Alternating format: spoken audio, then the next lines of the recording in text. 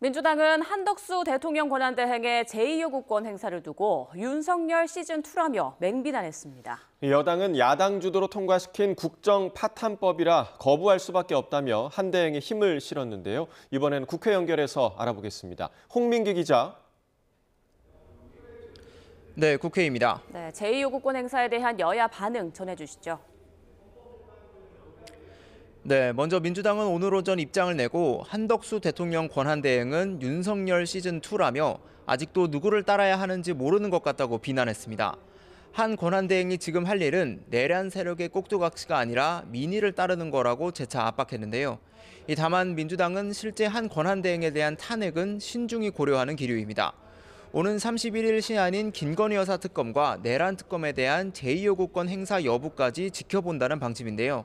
이 한 권한대행이 적극적 권한인 제2요구권을 행사했으니 헌법재판관 3명의 임명도 피할 수 없다며 이 역시 탄핵안 판단에 검토하겠다는 계획입니다.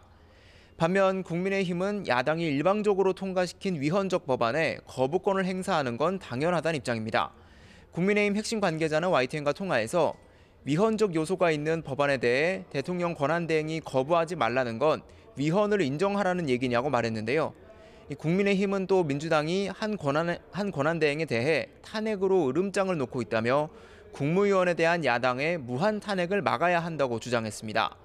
권성동 원내대표 겸 당대표 권한대행은 국회를 통과한 탄핵안이 헌법재판소에서 기각되면 탄핵안 발의와 표결에 참여한 국회의원을 직권남용으로 처벌하는 법안을 여야가 함께 마련하자고 제안했습니다. 당내 중진인 윤상현 의원도 거부권 행사 뒤 SNS를 통해 대통령 권한대행이 제2요구권을 행사했다고 즉각 탄핵 절차에 돌입하겠다며 겁박하는 민주당의 자가당착은 이제 멈춰야 한다고 지적했습니다. 네, 현재 여야의 주된 현안도 좀 살펴보죠. 국민의힘은 비대위원장 선출 논의를 이어가고 있다고요?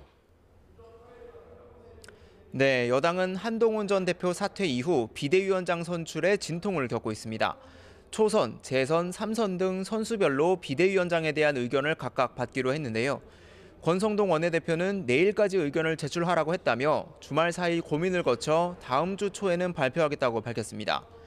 반면 윤 대통령 탄핵에 찬성했던 김상욱 의원을 중심으로 윤 대통령과 가깝거나 성향을 공유하는 사람들은 배제돼야 한다는 목소리도 나옵니다.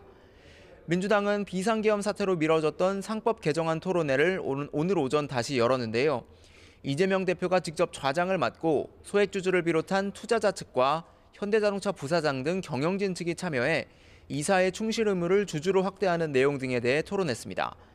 이 대표는 모든 주장에 나름의 근거가 있고 합리성이 있지만 결국 입법은 이해관계를 조정하는 거라며 심도 있게 검토하겠다고 밝혔습니다. 민주당은 또 국정 혼란으로 인한 국민 피해가 장기화하는 것을 막겠다며 민생 경제 회복단을 구성하겠다고 밝히는 등 경제 행보에 더욱 속도를 내는 모습입니다. 네, 그리고 오늘 국회 정보위원회 간담회에서 나온 내용도 짚어주시죠. 네, 오늘 오전 국회 정보위원회 비공개 간담회가 열렸는데요. 국가정보원은 러시아 우크라이나전에 파병된 북한군 병사 사망자는 최소 100여 명, 부상자는 1000여 명에 달하는 걸로 파악하고 있다고 밝혔습니다. 우크라이나의 미사일 드론 공격과 훈련 중 사고로 인해 고위급을 포함한 북한군 사상자가 이미 발생한 정황도 포착했다고 전했는데요. 적은 교전 횟수에도 사상자가 다수 발생한 건 개활지라는 낯선 전장 환경에서 북한군이 전선 돌격대 역할로 소모되고 있기 때문으로 보인다고 분석했습니다.